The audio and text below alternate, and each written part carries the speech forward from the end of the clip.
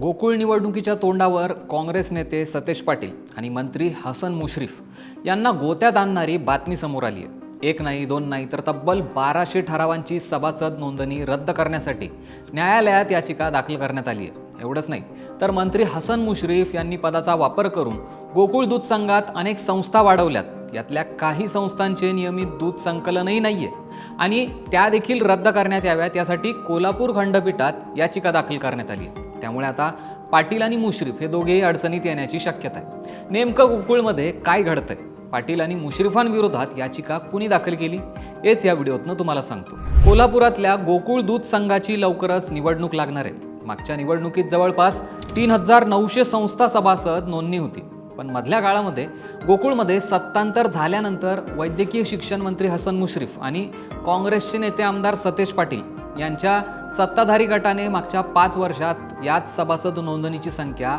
5831 इतकी केली।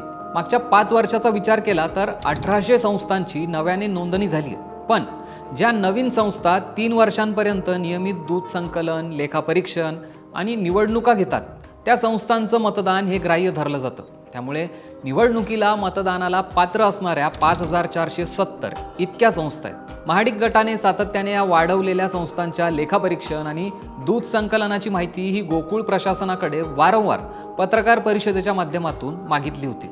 मात्र तत्कालीन महाविकास आघाडी सरकारच्या काळात या संदर्भात कोणतीच माहिती देण्यात आली नव्हती। याशिवाय लेखापरीक्षण संदर्भात गोकुळच्या प्रशासनाकडून कोणतीच भूमिका घेण्यात आली नव्हती।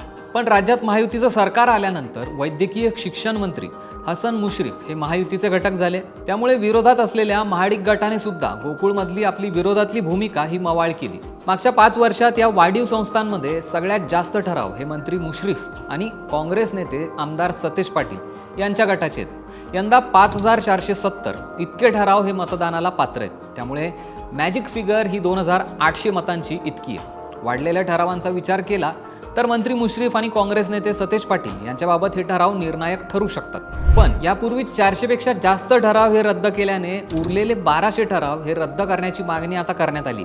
प्रकाश बेलवडे यांनी कोर्टात याचिका दाखल करून ही मागणी केली आहे। याचिका दाखल केली गेली असली तरी जर या नव्याने वाढलेल्या 1200 संस्था या नियमित दूध संकलन करत असतील आणि मागील 3 वर्षाचे लेखापरीक्षण या संस्थांकडे असेल तर न्यायालयात ही याचिका फक्त पोकळ ठरू शकते। पण या संस्थांचं लेखापरीक्षण आणि नियमित दूध संकलन नसेल तर त्याचा फटका हा मंत्री मुश्रीफ आणि आमदार पाटील यांच्या गटाला बसण्याची शक्यता नाकारता येत नाही।